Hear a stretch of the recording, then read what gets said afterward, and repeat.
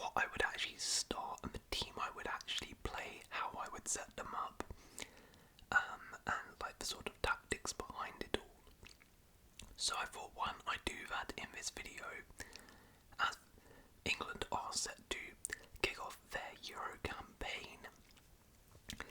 So what we're going to do is I'm going to build the team here, going individual by individual, and then I'm going to go into the tactics and do a bit of a tactical breakdown of how I would get that team to play. And I'm also like going to make some adjustments to the team based on like games and players and stuff like that. So yeah, let me know in the comments below what team you would play for England, and yeah, let's begin. So we'll start with the obvious one. In goal is of course Jordan Pickford. I mean, he is the number one, right? Ramsdale played the Iceland game, which was horrific, by the way. Absolutely horrific. I haven't spoken about that, but God, that was bad.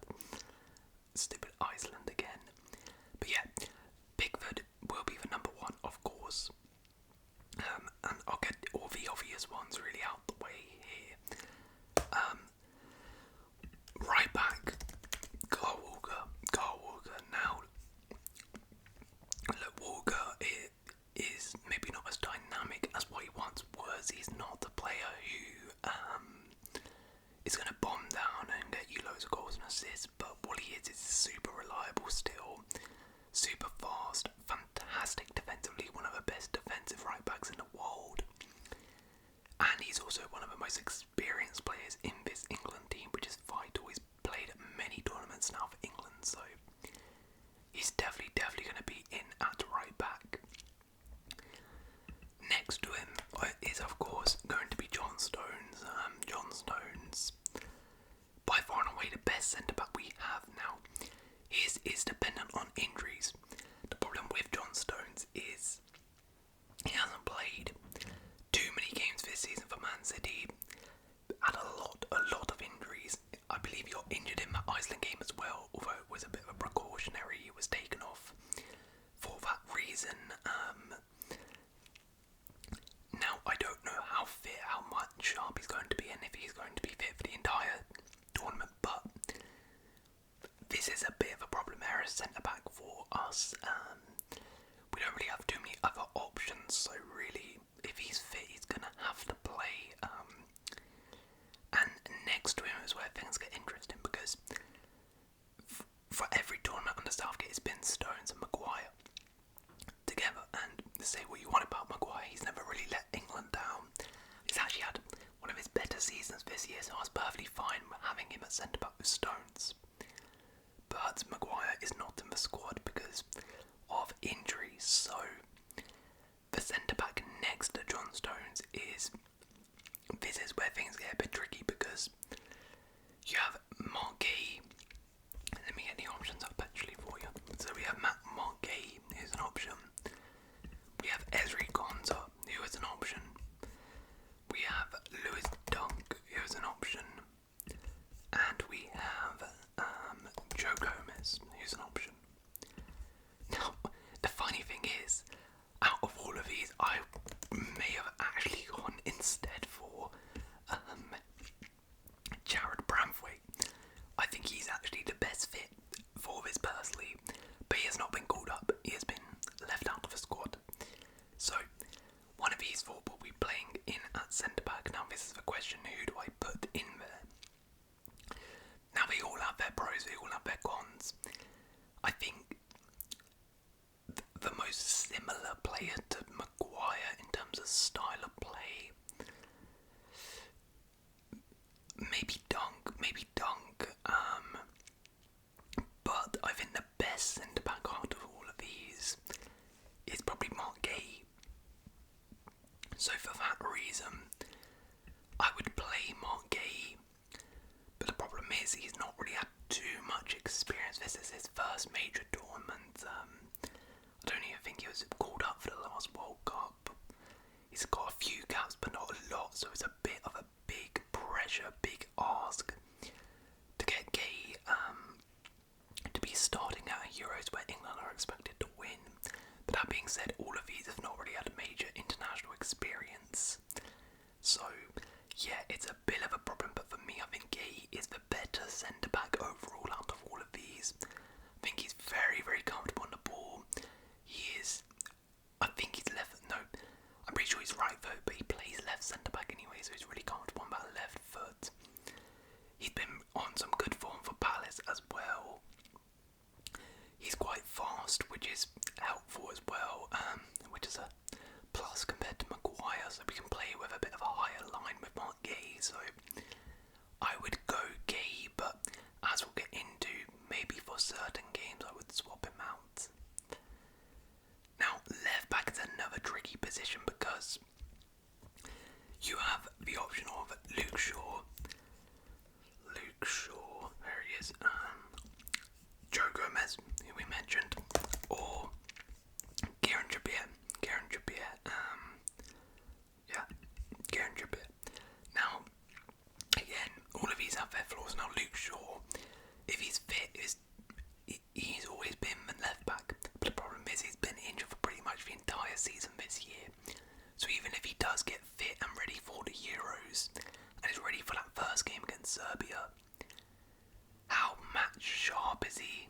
I don't know. How good is he going to be? I don't know. That's a bit of a risk. That's more than a bit of a risk. That's a huge risk.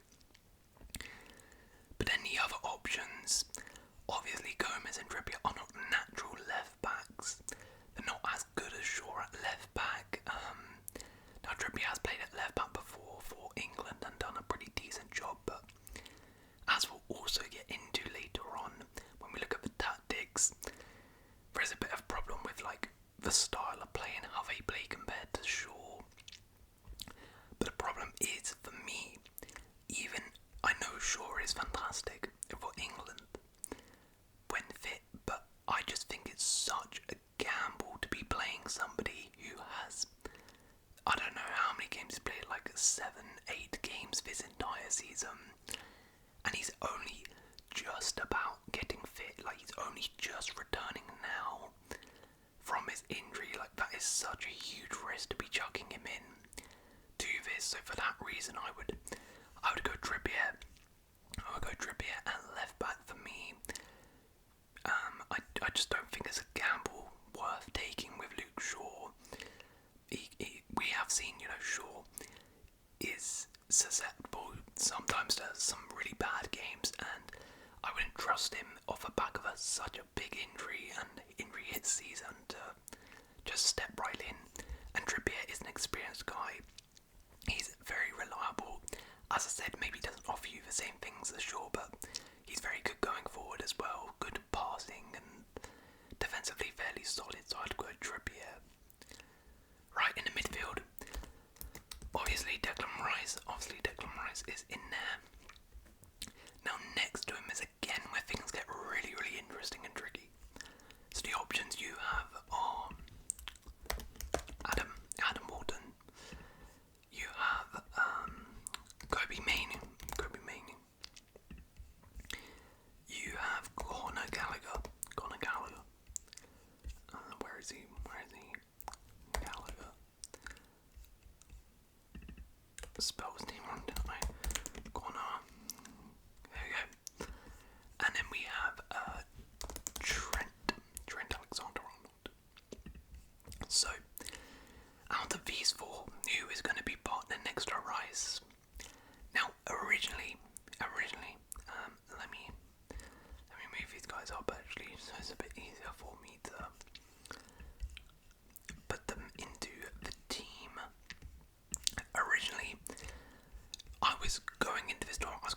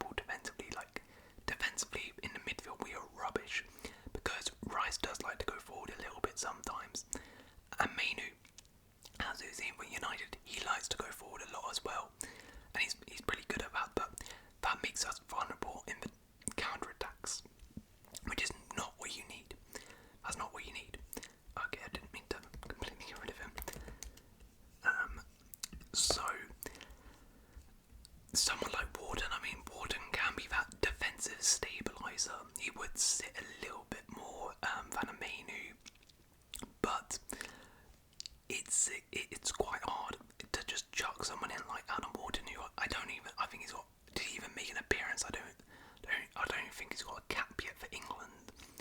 And to say, okay, you're going to start at the Euros where we're expected to win, and you're going into the midfield, that's like chucking him in the deep end. You know, he's thrived at Palace, but that's a bit too much to ask, and especially when you're doing that with someone like Gay, I wouldn't really do that to a Wharton.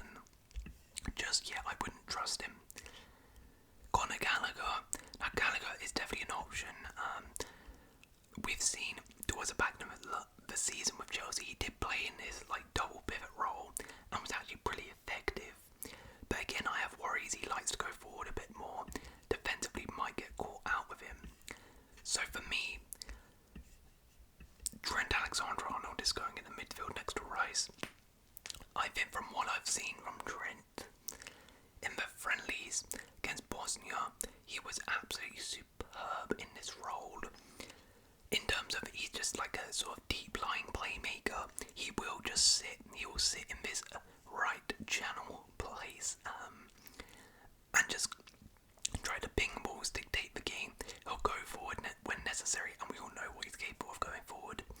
But he is more than happy of just sitting back and being, not like a defensive shield, but at least being a body in there. I think that's good with someone like Rice, who might be able to go forward a little bit more, and Trent is happy to just sit there.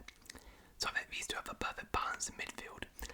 Now it's a little bit of a risk because Trent has played a bit, but not a lot in midfield for England. So ideally, I would have liked to see him play next to Rice in the Iceland game, but that didn't happen. So it's a bit of a risk. But as we'll get to, I have some stuff to combat that. Now, in the attack, of course, Saka is going in at the right. If he is fit, he will be there. And Kane, of course, no questions asked, up top. The other positions, pretty self-explanatory as well. I would go Jude Bellingham and Phil Foden. I think this front four is pretty self-explanatory. The only issues I sort of have is in terms of like how they play and where they play in game. But we'll get into the tactical breakdown of that. But this is really my ideal starting 11 for the Euros then. And we'll make some adjustments to it, but in terms of the tactics then, so I put them in this tactical board. So this is the team, and in terms of how they play, this is going to be key. So one of the main problems I have with this team is width. Because of the fullbacks, because of Walker and Trippier, they're not really, as I said, Walker's not the guy to bomb forward like that. And Trippier will do it, but he's not a naturally left-footed guy, so ideally he's going to be coming inside a lot more. So they're not really going to hold the width. So Saka is going to be key. That's why Saka has to play. I know Cole Palmer's had a fantastic season for Chelsea. I definitely wanted him in this team. But we need someone to hold the width, and Saka does that very well. He'll start out wide, get that ball, and then come inside, and we need someone to hold that width. Now this is where the problem comes, because Phil Foden, yes, he can do this, but that's not really where you want Foden. You don't want him stuck out wide, and I actually think that's where the problem's been for him at England. Foden's never really been able to translate that Man City form into the England form because of the fact that when he's asked to play in this really wide role, he doesn't, that's not his best game. He can do it, but it's not his best game. He likes to be in these areas here, in this number 10 role, and have a bit of free roam. So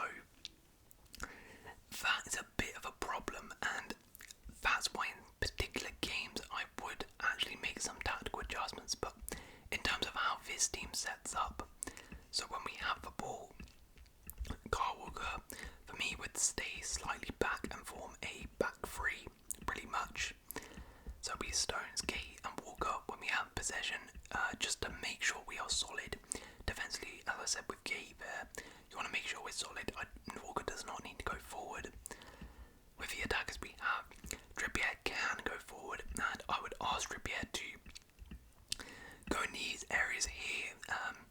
I think that in an area like this, Trippier, as I said, his passing ability is very good. So he has an ability to cut in on that right foot and pass balls and create some chances. I would ask Trent to go into this space here. So essentially, you have Trippier and Trent in these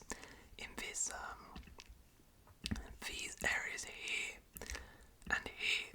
I want them to occupy these spaces because these two are actually two of the best passers we have in the team. So I want them in these places to dictate the game, make those balls out to the wingers, make those long balls if they can to players. So I would have them there, and then Declan Rice for me is just in this box to box sort of role in the midfield. I don't really want Rice bombing forward too much. I think he's very, very good. You know, he's done that at Arsenal for sure. But for me, with England, I just want you to be controlling this area here of the middle of the park and swoop up defensively at any counter-attacks we have and let these guys go to work. As I said, for me, Saka needs to hold the width. I need him to hold the width in this team because we don't really have too many players who can do it. And then for me, I want Foden to come inside a bit. I want him to be a little bit on the inside. And then I want Bellingham and Kane. This is really what I want. This is where I think England are going to have their best joy. Bellingham, Kane and Foden. Because the problem is if Foden's out wide, Kane can link up with Bellingham goal, but you really want these three. I think these three with their intricate play, we know Kane is really good on the ball and great at facilitating people. Bellingham is also great at making those late runs into the box. So for me, almost Kane would become the number 10, linking up with Bellingham who would go forward. Foden as well will come inside and make that happen. And now you can see this works very well, but the problem is the width. As I said, the width is a bit of a problem. So that's why in particular games, for me, this works when we're playing a low block. When we're playing a low block in the group stages, I think this works effectively because team's going to sit back easily. And when you have players like Trippier, like Trent, Foden, these guys, you want to work in these intricate places and then you get the breakthrough and you're more than capable of doing that. But if we do need the width, for me, if it's not working, that's when you go get that option and you bring Shaw in, because Shaw likes to go forward and hold the width, and that's where you can get Shaw to be playing here, and that can facilitate Foden coming inside, and essentially it becoming like a two number 10s here, and then Rice can drop back a little bit and Trent can drop a little bit. So it's something like this with Shaw in the team, and this is really ideally what I want to do, but as I said, I have concerns about Shaw. But if things are not working, then I would just go put Shaw in here. Now, there's another aspect to this as well with the Foden thing, because of course, let's say Shaw's not fit. Then what do we do? Because as I said, Trippier, you can ask him to do that, but ideally you don't really want him to be here on the left hand side. You would rather him be like here. So what do we do in this situation then? Now, this is a thing. There is a way you can do this. There is a way. What you can do is you can put Bellingham here. You can put Foden at number 10. And then you can put someone like... Now this is where I would have called up Grealish. And put him in there. Because I think he can play that role fantastic. You know, that's what Grealish does. He holds the width perfectly for Man City. And he's also really good in those bigger games and doing that. But he's not there. So you would have to go for someone like Gordon if you want an out-and-out guy to hold the width a little bit. Out wide and then allow Trippier to bomb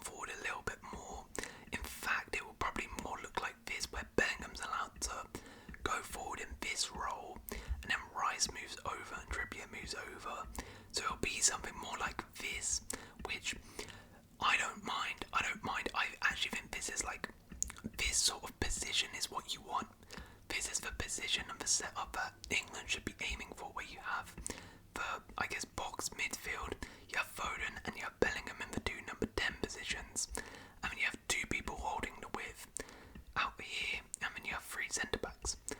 But I'm not really like the biggest fan of Gordon, so like I think he's a good player, but I'm not sure if he's capable of doing it on this big stage. And then here's the thing. Let's say we go for let's go back. This is what I think's probably going to happen, right? To put Alexander Arnold back in here. Arnold back in here. Right. Foden up left. Most likely he's going to ask Foden to hold the width. Right, you can just ask Foden to hold the width here and then just allow Trippier to go forward a little bit. And like that.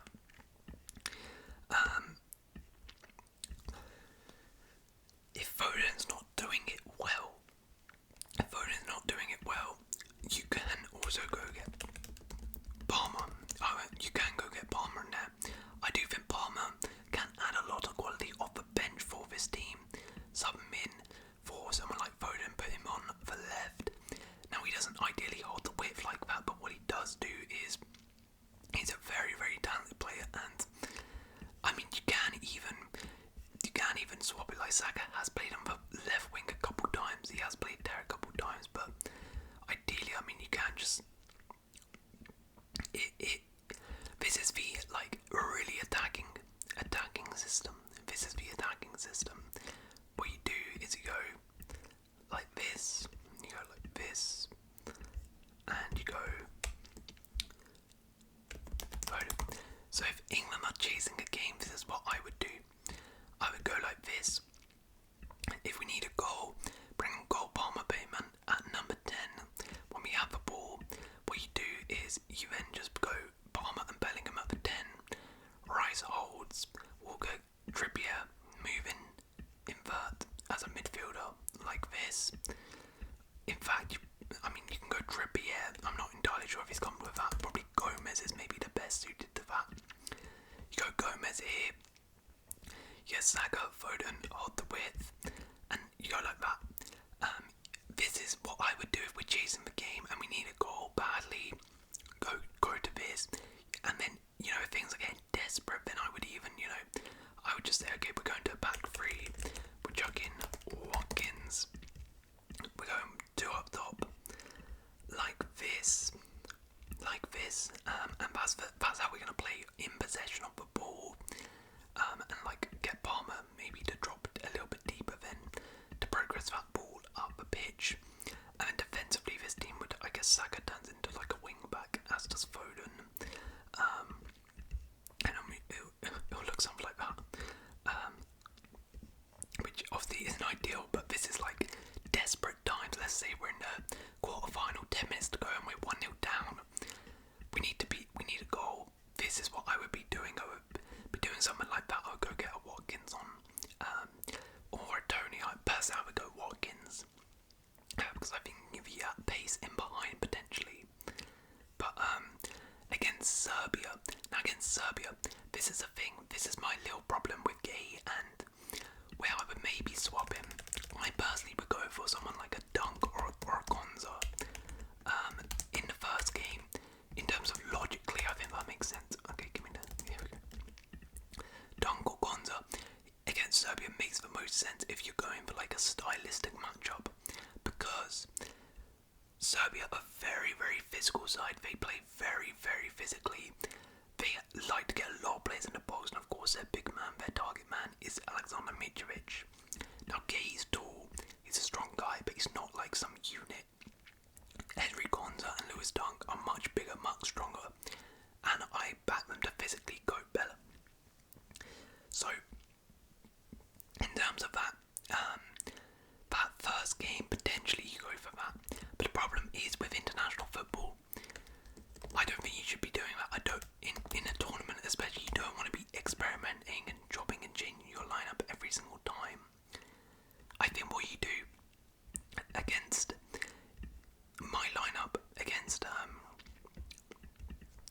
against Serbia, for me, is sticking to this lineup here. Because personally, I think that in a tournament you shouldn't be changing constantly. You shouldn't be changing your lineup based on the opponent, especially when we're a favourite of a tournament. You should be going out there and trying to play your game. What I don't want to see from England is, especially in the knockout stages, when we're drawn against like a Netherlands or an Italy or something, us like going into our shell, playing counter-attacking football. It can be effective, sure, but with this team, with these players, I want to see us on the front foot. I want to see us in these positions. I want to see us with the ball like this, being a bit more, daring with the ball, trying to make things happen, being on the front foot, because we have players like Trippier who can create. We have players like Trent, who I've not put in here, but imagine he's here, he can create. We have players like Bellingham, who's fantastic in terms of getting onto those positions to receive the ball and getting past the man. We have players like Foden, who can create. Saka can create. Kane can create. We have players who are so good and comfortable on that ball that we should be trying to dominate teams, dominate the ball, and trying to move that ball and make things happen. But yeah, I want to see us use this settled lineup to begin with, see how it does in the groups.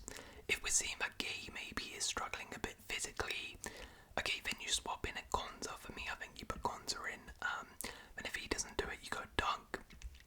And then if you're seeing like we're really struggling with width, you go for Shaw. If we're like trying to hold out a lead, let's say we're in like a quarter final, we're 1-0 up against somebody, and we're trying to hold up a lead, and this is the lineup we've got. For me, you take Trent out, you put Gallagher in. Gallagher will give you that energy and defensive stability, and will be very good at counter-pressing the team.